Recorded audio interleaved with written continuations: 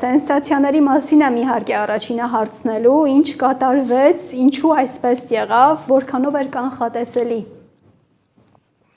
Այո, Անի, իսկապես որևէ մեկը չէր կարող կանխատեսել, որ նման սենսացիա տեղի կունենա աշխարհի առաջնության արդեն այս փուլում բոլորի համար հասկանալի էր, որ 48 թիմանոց մրցաշարին մասնակցելով մեծ հավաքականները հնարավորություն կունենան մի փոքր ավելի հեռուն գնալ, իսկ փոքր հավաքականները հնարավորություն կունենան այսպես իրենց մասին այսպես աղմուկ բարձրացնել, բայց արի ու տես, որ բոլոր տեսակի հաշվարկները փչացնում են միջին կարգի թիմերն, այսպես լավ է, որ ամեն ինչ սկսվեց բարեհաջող Բրազիլիայի հավաքականի հաղթանակով սկսվեց ամեն ինչ, ձեր էկրաններին տեսնում եք հիմա Բրազիլիա-Ճապոնիա հանդիպան կադրերը, ամեն ինչ լավ չսկսվեց Բրազիլիայի համար, թիմը պարտվեց առաջին խաղակեսում 0-1 հաշվով, բայց հետո երկրորդին 2 գոլ խփեց եւ կարողացավ անմիջապես հանդիպման ավարտից հաշված վայրկյաններ առաջ հաղթանակ գործել եւ սա էլ էր անակնկալ իսկապես։ Այսինքն, եթե մենք խոսենք անակնկալներից, սա ընդհանրապես անակնկալային օր կարելի է համարել աշխարհի առաջնությունում, սա անակնկալ էր մեծագույն, որ Ճապոնիայի հավաքականը նման կերպ կարողացավ խաղալ Բրազիլիայի հետ։ Այնուհետև այն ինչ տեղի ունեցավ հաջորդ խաղերում, դա ուղղակի ինձ համար առնվազն անարդար է, որովհետև Պարագվայի հավաքականն առհասարակ չպետք է հայտնվեր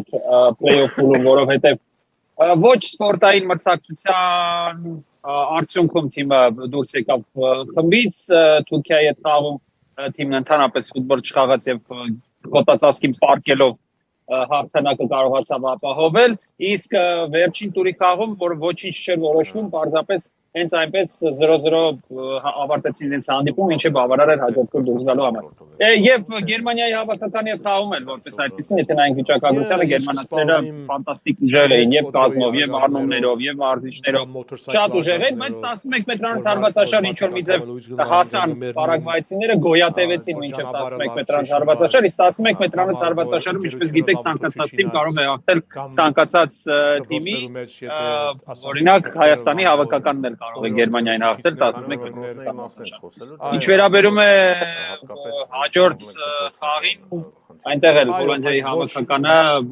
գոլ բացողեց Մարոկոյից վերջին վայրկյաններին, բառից ամենաուղիղ իմաստով, մրցավարի ավելացված ժամանակում, բայց դա Մարոկոն է։ Մարոկոն միշտ այնպես ֆուտբոլ խաղացել, որևէ խնդիր որպես այդպեսին չկա, Մարոկոյից սպասելի է, բայց Հոլանդիայից սպասելի չէ, հասկանում եք, այսինքն բոլորն ակնկալում էին, որ Հոլանդիան էլ Գերմանիան էլ դուրս կգան հաջորդ փուլ, բայց որ հասան 11 մետրանոց հարվածաշար, այդտեղ արդեն միանշանակ չէր ոչ մի բան։ Հետևաբար հաշվի առնելով այն հանգամանքը, որ Մարոկոն դուրս թողեց Հոլանդիային, Պարագվային էլ դուրս թողեց Գերմանիային, ես չեմ զարմանա, եթե Կաբո Վերդեի հավաքականը դուրս թողնի Արգենտինայի ընտրանում։ Բացարձակապես չեմ զարմանա։ Այսինքն նորմալ է, ինչու այս աշխարհի առաջնությունում ամեն ինչը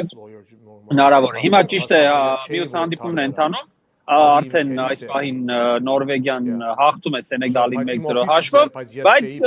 Սենեգալը հանգիստ կարող է երկրորդ խաղակեսում հետ գալ ու նորից 11 մետրանոց հարվածաշարով հաղթել թաքնված ֆավորիտներից մեկին։ Այնպես որ այս աշխարհի առաջնությունը շարունակում է մնալ ինձ համար մեծագույն բացահայտում եւ զարմանք։ Որն է գլխավոր ինտրիգը առաջիկա օրերի, առաջիկա խաղերի, Ռոբերտ, ինչն է ամենահետաքրքիրը, որ սպասվում է։ Այսպես ասեմ,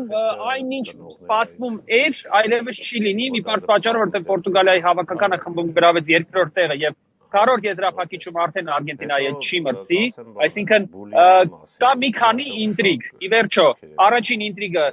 եւ գլխավորը, ըստիս գլխավորը կհանդիպեն արդյոք Արգենտինայի եւ Պորտուգալիայի հավաքականները եզրափակիչում հաղթելով իրենց բոլոր մրցակիցներին եւ կլինի արդյոք 21-րդ դարի այս ժամանակահատվածի ամենաէպիկ ֆուտբոլային դիմակայությունը Մեսսին դեմ Ռոնալդոյի թե ոչ, դա մեկ։ Երկրորդը ի վերջո կլինի այս առաջնության լավագույն ռմբարկում, որովհետեւ առայժմ Մեսսին 6 գոլով լավագույնն է, բայց ընթանում է մրցավազք աշխարհի առաջնությունների պատմության լավագույն ռմբարկոյի կոչման համար, այստեղ կա նաև Կիլիան Մբապեն, որը դեռևս իր խոսքը չի ասել եւ դեռ անպայման կասի, էլի գոլեր խփի միանշանակ ու հնարավոր է որ ի վերջո մրցաշարի արդյունքով հենց Կիլիան Մբապեն բոլոր ժամանակների լավագույն ռմբարկոյի տիտղոսը վերցնի իրեն, հետո արդեն եւս մեկ աշխարհի առաջնություններ ունի։ Սա երկրորդ հարցն է եւ երրորդ հարցը ի վերջո էլ ինչ ֆավորիտ ժամանակի շուտ դուրս կմնա հետագա պայքարից, որովհետև մենք ֆուտբոլային մարդիկովս շատ հաճախ այսպես գծում ենք, քարտեզ ենք սարքում կամ քարտեզ շվեյցարական համակարգով այսպես դնում ենք թիմերին